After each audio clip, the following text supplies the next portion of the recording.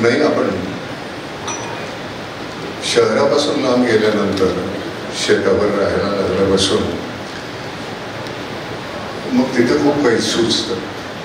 पण ते काही गाणं म्हणून किंवा कविता म्हणून नाही, पण जी काही समोर चित्र दिसत असतात ती आपण कागदावर उमटवतो. त्याच्यात म्हटलंय की मी मुळात जे स्कूल ऑफ आर्टचं असल्यामुळं ते चित्र शब्दांमध्ये कसं मांडायचं असा प्रयत्न केला. म्हणजे मला छंदबद्ध असं लिहिता येत नाही. मुक्त छंदामध्ये म्हणजे मनातले विचार आहेत जसे तसे मांडता येतात तुम्हाला, तर ते मी प्रयत्न करायचो, लिहायचो खूप. खरं तर ती तुमची घुसमट असते आणि ती घुसमट तुम्ही कुठेतरी उतरवता कागदावर. आमच्या नशिबानं आम्ही नट असल्यामुळे आम्हाला कॅमेरा आहे, त्याच्यासमोर आमच्या आतमध्ये सगळं ते साचलेलं ते आहे. मग ती सुख आणि दुःख दोन्ही कॅमेऱ्यासमोर केल्यानंतर तुम्हाला वाटतं वा वा वा काय छान ऍक्टिंग करतोय.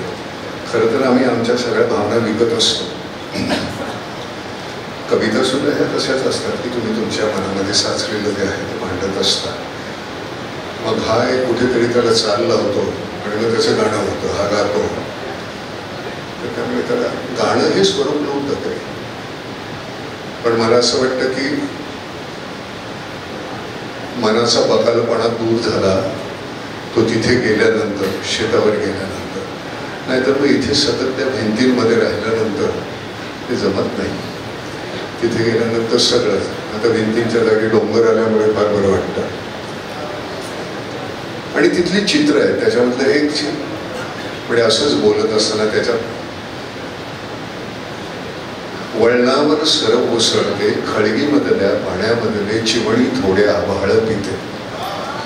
आता चिमणी थोडे आभाळ पिते म्हणजे तिथे चिमणी ती खरंच अशी पित होती पाणी आणि आभाळाचं प्रतिबिंब पडलं होतं.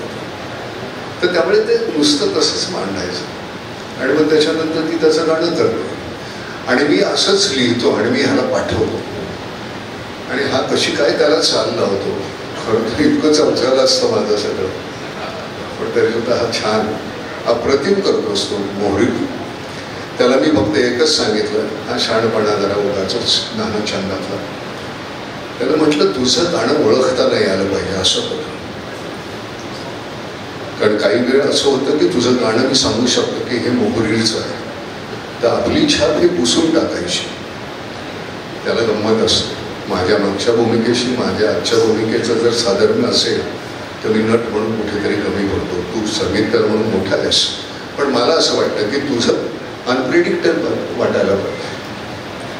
हे उगाच असं आता माईक हातात दिलास म्हणून आपण आता हे कोणाकोणाला बोलायचं ते बघ.